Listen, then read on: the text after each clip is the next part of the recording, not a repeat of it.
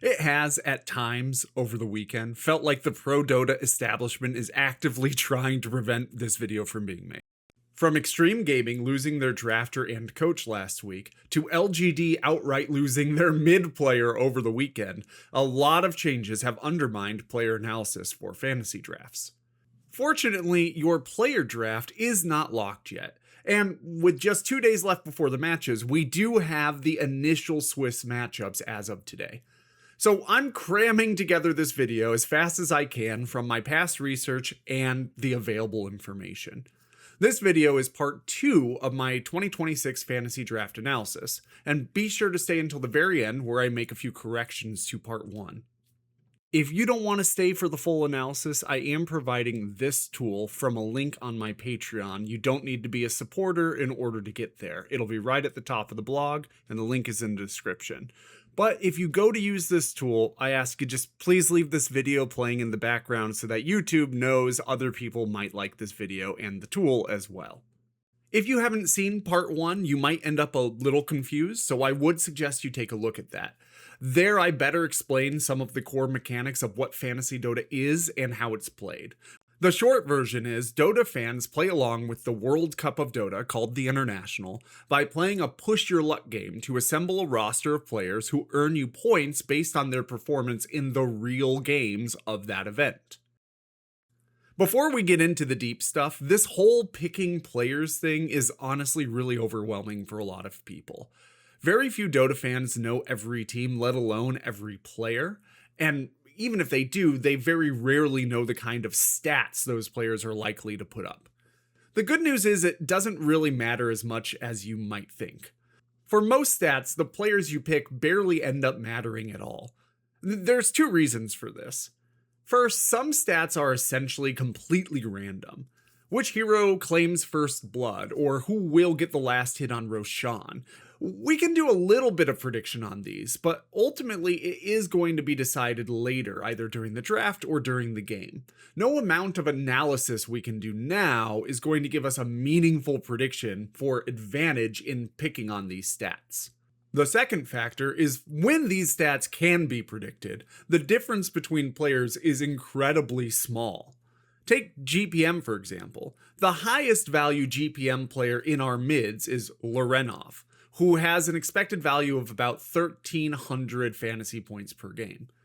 Echoes is in the rear with an expected value of about 1,100 per game. That's a difference of under 200 per game. And that's picking players from the opposite side of the spectrum. If you're picking between 2 pretty closely aligned players, the difference is often just 15 to 30 points per game.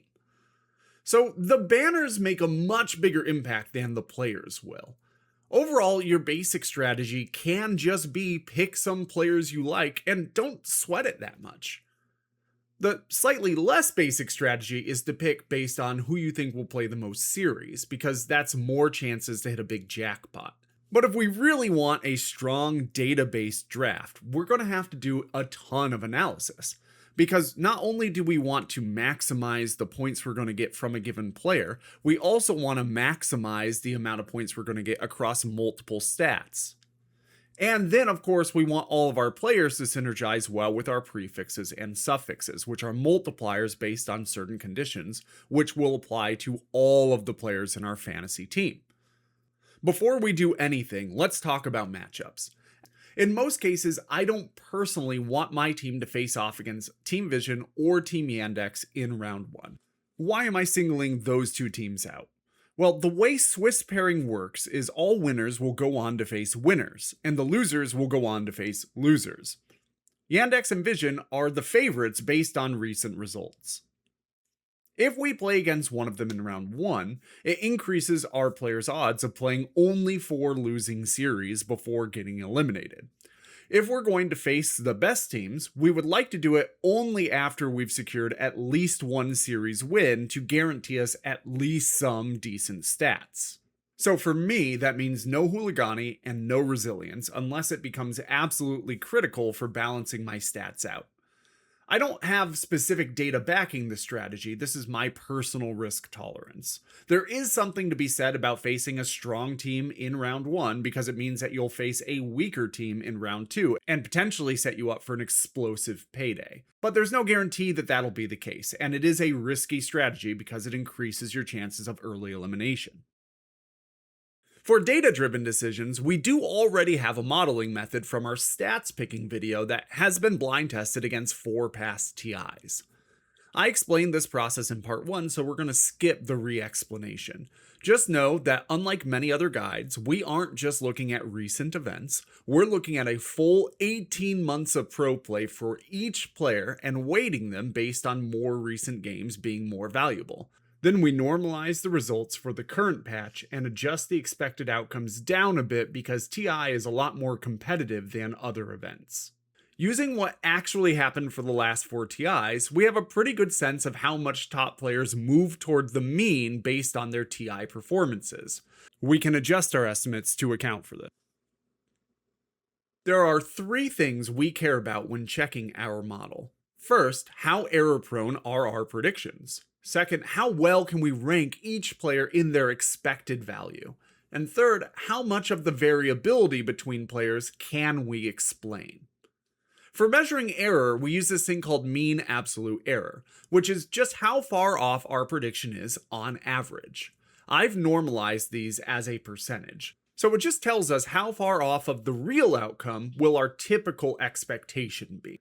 A low number means the category has reliable points from this player, and a high number means it's incredibly unreliable. Next, we have ranking ability. Technically, this is called concordance. It's just a measurement of how likely it is that the model can pick the better performing player when handed any 2 at random. For those who have watched my past videos, this is pretty much exactly the same as measuring ranking ability with AUC, except AUC only works when measuring true and false statements. Concordance is the equivalent when you're measuring a model's ability to rank outcomes across a continuous number line.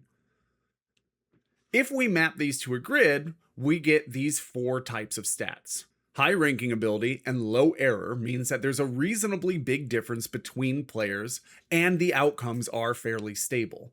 In this case, you would really like to pick the best player in this category. High ranking ability with a high error means that players are distinct and the potential value is incredibly high, but whether an individual player will hit their jackpot is pretty random. For the slightly higher risk strategy that I recommended in part 1, the stats that you should actually be picking your players around are stats in this category. That means if you have supports with Tormentor kills or Lotuses, mid with camp stacked or smokes used, or cores with courier kills, pick your players around those stats first. Even though they aren't likely to be your highest value categories, this is where your player choices stand to give you the most relative gain. A low ranking ability and low error means that players are basically the same in most cases. We can't rank them because the differences between neighbors is too small. In this case, you just want to pick somebody from the top 20 or 30 percentile, but prioritize your banner's other stats. Finally, low ranking ability and high error means that this category is incredibly random. It's basically a crapshoot, and your fate is at the hands of the Dota gods. You should just ignore these stats when making your player selections because which player you pick really will not matter in any predictable way. The last value, predictive power or R squared, just tells us what percentage of the variability between players is explained by our model. So for example, if a team drafts Gyrocopter, their overall creep score for that game will generally be much higher than we would normally predict.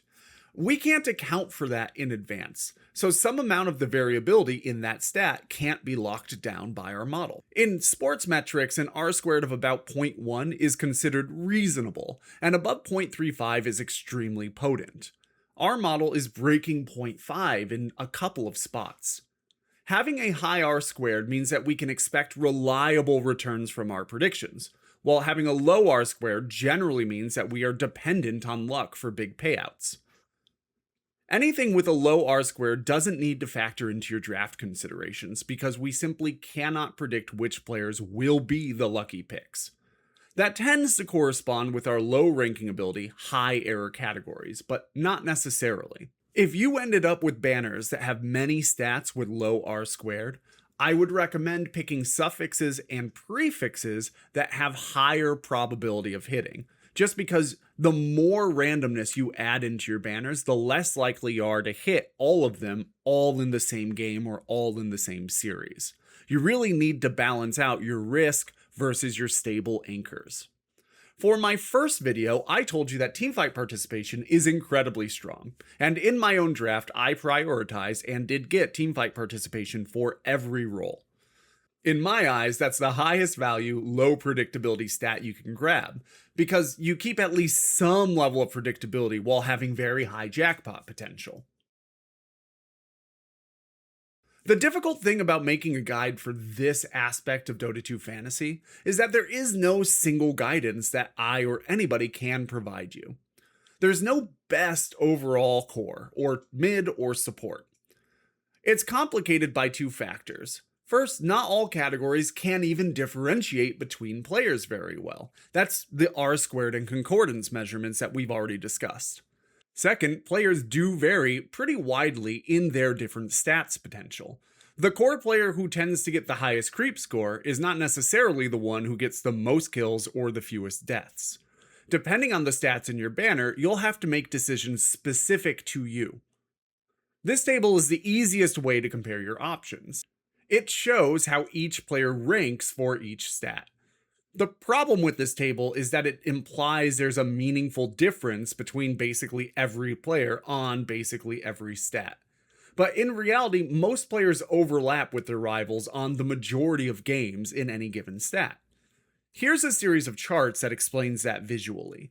For each row, the dot is the expected average return. The bar is an 80% confidence threshold for that average. The more that bar overlaps with another player, the more likely it is that those players might have been ordered incorrectly. For math reasons I don't have time to get into right now, this isn't strictly linear.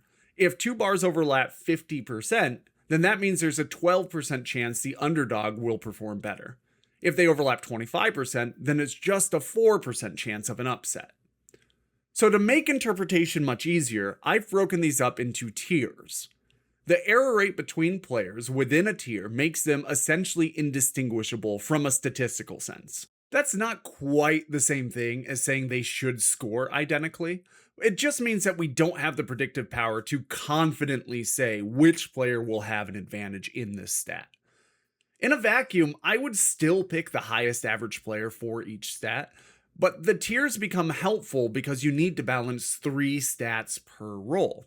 Picking any team from within the group on top is essentially indistinguishable by our model.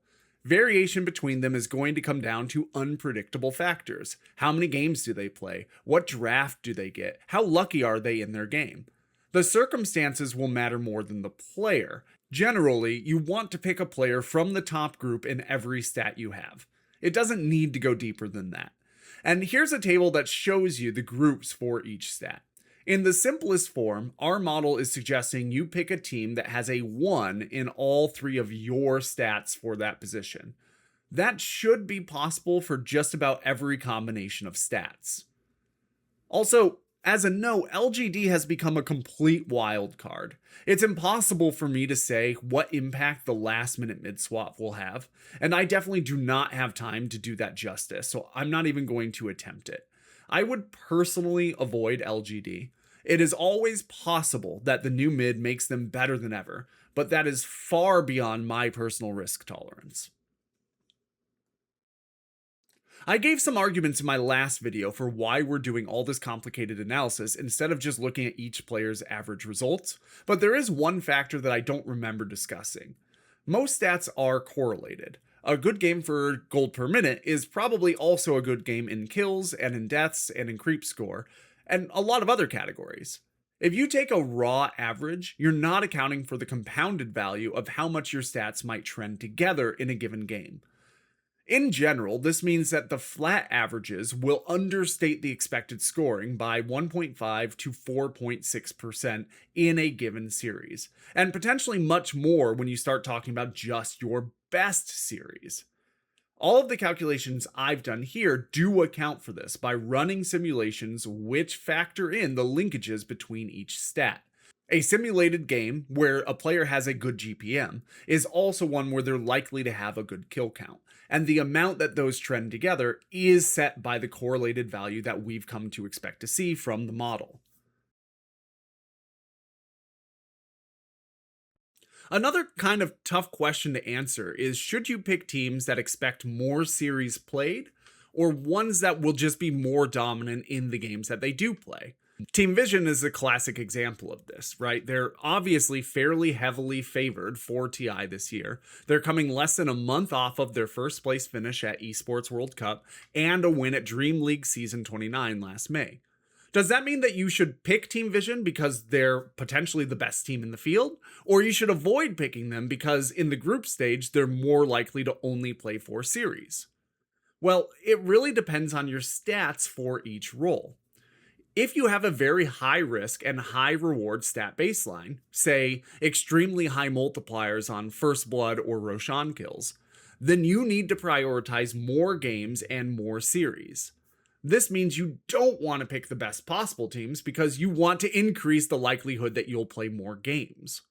The expected game from additional series is basically linear to the variability of the stat within the series. In other words, the less predictable your stats, the more you gain by playing additional series. The very unpredictable smokes used by mid players stand to gain nearly 40% scoring potential by players who get 2 extra series, compared to GPM on a core, which gains basically nothing because it's a fairly stable and predictable outcome. In most cases, the number of series played does not make a huge difference, which is a finding that frankly surprised me. Especially if you were able to secure 2 predictable stats, as I recommended in my last video, you do not need to optimize around playing more series. If that's the case, you should always pick the best team for your stats. However, if you ended up with either most of your multipliers on a highly variable stat like First Blood, mid smokes used, Roshan kills, Tormentor kills, mid lotuses, mid courier kills, or mid tower kills, or if you ended up with 2 high variable stats on a single position, then you need to try and pick a team from the middle of the pack, even if that does mean a 5 to 10% decrease in your expected scoring.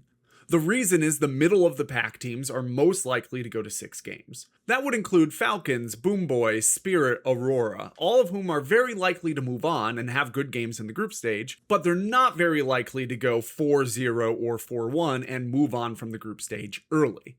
I took all of my models and I dumped them into an AI helper tool and asked it to produce a calculator that you can use to plot out your draft. Please, please, please, please remember that my figures for Watchers and Madstone are very rough. There's more on that at the end of the video. This calculator is on GitHub. It's linked from my Patreon post about this video. It's not behind a paywall. You don't need to be a paying supporter to view it. But if you want updates about things like this, you can follow me on Patreon for free. And you can help me make content like this for as little as 75 cents a week while you're over there. Here's how this calculator works. We simulated 20,000 outcomes based on our models, and you can select your specific emblem stats and set your multipliers. Then you select a team and put in how many series you think that they're likely to play. Given that information, it will show you a histogram of the expected results based on our models. And down a little further, you're able to move around between roles to see which team is most recommended for the build that you have. And it will give you the estimated difference between each team option. This is not perfect, and it is not all-encompassing. There are some factors relating to prefixes and suffixes that this simulation does not factor in. It's also going to be a little hit and miss on its estimates about game length, so the most hardcore among you will still want to actually look over the data from earlier in this video and adjust accordingly. But this is the easiest version of a tool that I could come up with to help provide you sort of individualized guidance regardless of what banners you ended up rolling. As I mentioned already, unlike most of the research for most of my videos, this thing is wholly made by AI using just inputs that I gave it. I don't normally like to do that because the outputs can be of extremely variable quality. However, due to time constraints on this, I really do not have time to validate everything in it, so your mileage may vary, use at your own risk. As if all of that weren't enough, now we have to talk about the team names. I'm going to try and be very quick about it though. A prefix is all about hero synergies, and you want to pick the one that works best with the players that you've chosen. In some cases, that also means picking it based on the stats you've chosen. We used weighted results for each team's players in a 538-day window to see which team and position combos will benefit the most from which banners. These are your multipliers for picking each prefix. Ideally, you'll want to optimize for picking 3 sets that work well together, but that may not always be possible. For example, picking Cerulean with Iron Wings cores, OG's mid, and Vici Gaming supports should benefit all 3 together. But if that's not possible, generally your mid is going to be your highest value position, unless you have some crazy high multipliers on some other position. Generally, I would first optimize my player pick for mid, then I would optimize my prefix for mid, and finally I would pick players that work well with that prefix for both my core and my support. The reason I'm putting so much priority on mid is both because it tends to score quite highly, that will obviously depend on your banner, but also because you're not averaging between other players. A mid performance is its own thing. You might have a great GPM on your farming carry and a terrible GPM on your offlaner, and therefore that game becomes unusable.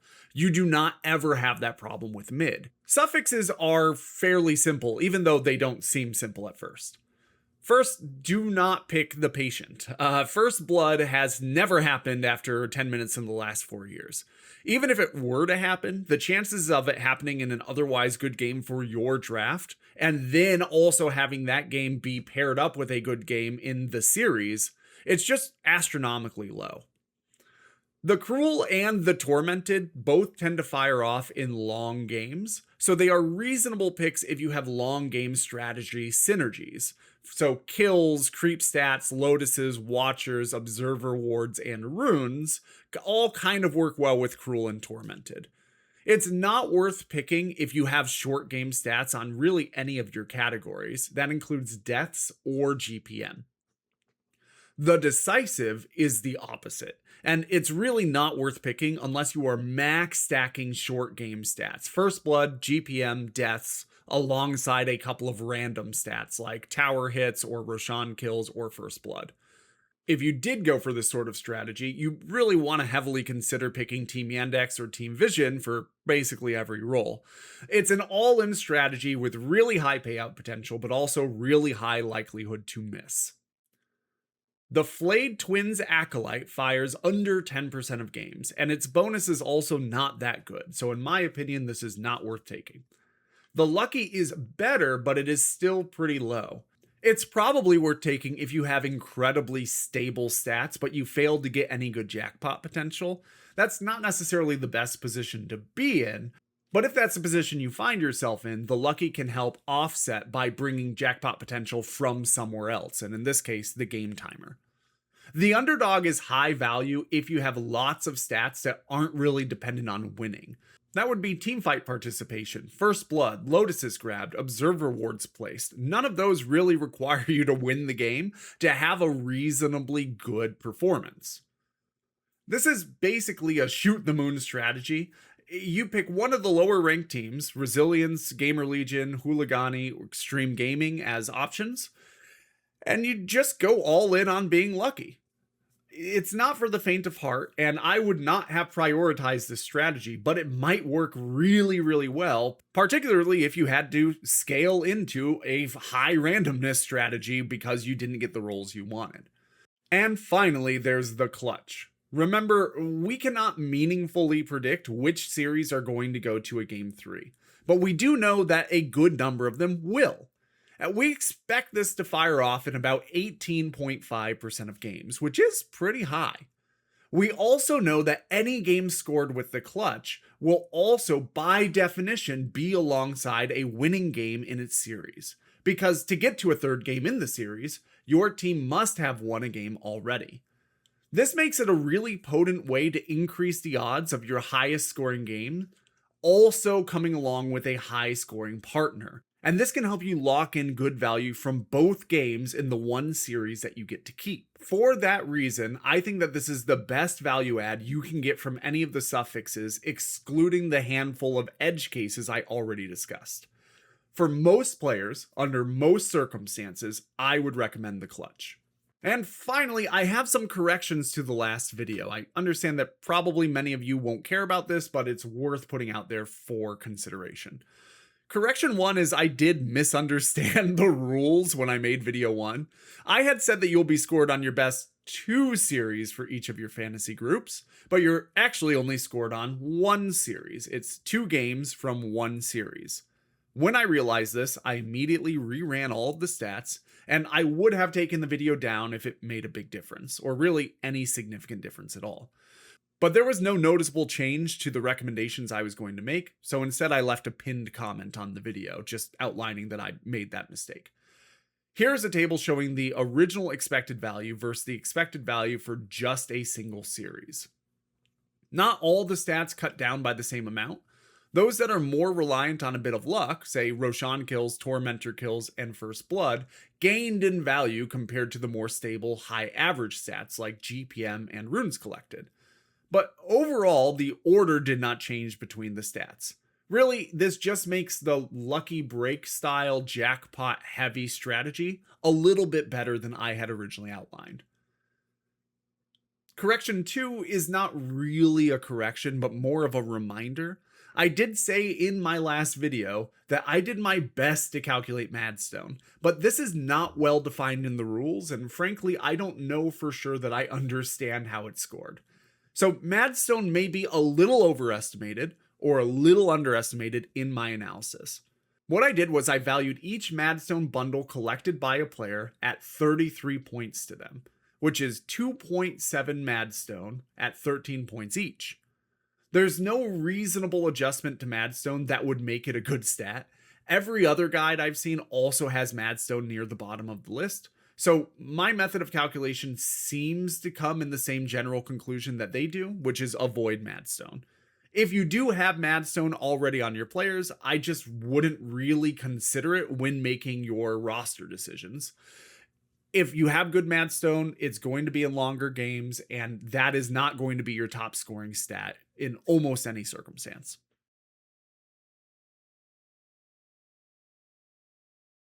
Correction 3 is I got a very interesting and useful message from this fan named Doodle, who broke down some scoring from last year's fantasy. They seem to have found that only watchers captured from neutral state count toward points, and that it's also sometimes unclear how Valve is even scoring them at all. Now, I have not independently confirmed this, but this seems incredibly plausible, and the work they provided me was thorough. The problem is that my data only shows when a watcher has been captured. It doesn't show if the watcher has been captured from an opponent or whether it was captured from a neutral state. So my watcher data may be inflated by, I would guess, somewhere between 20 and 35%. I simply do not have the time to fix it before fantasy closes out. Just know that watchers may be slightly overvalued in my estimates. However, they still look like one of the stronger options for blue stats, and you should be happy enough if you locked them in. Finally, there's a note on data that just needs to be said here. I am aware that the way we've set up testing includes a small amount of what's called data leakage. That's when we take a prediction model and we give it information it should not have during training. We've thoroughly controlled for this, and it has no impact on the actual outcomes of our models. If you would like more information about this, I've outlined it in significantly greater detail in the Patreon post, which again is free for everybody, and it is linked in the description. In the wise and immortal words of Blaise Pascal, I have made this longer than usual because I have not had the time to make it shorter. It turns out making a nice tight script and editing everything down so that it's punchy and clean is not really my specialty in the best of times, but definitely when trying to churn out videos of this magnitude on this pace, you're going to have to deal with a little bit of fluff. So I appreciate everybody's patience as we got through this video together, and I hope you've enjoyed it. If you have enjoyed it, please consider liking and subscribing and coming over to Patreon and supporting me for as little as 75 cents a week, where you'll be joining all of these wonderful people, including the fam of the cow supporters, Dota 2 PowerPoints, Nico, Not Tat Dat, Rose Nightfleur, Henry Elkington. The friend of the cow supporters, Adriel, Friendly Fire 137, Mikhail V, Svenge, an anonymous Anna's Hummingbird, and Saint Catfish.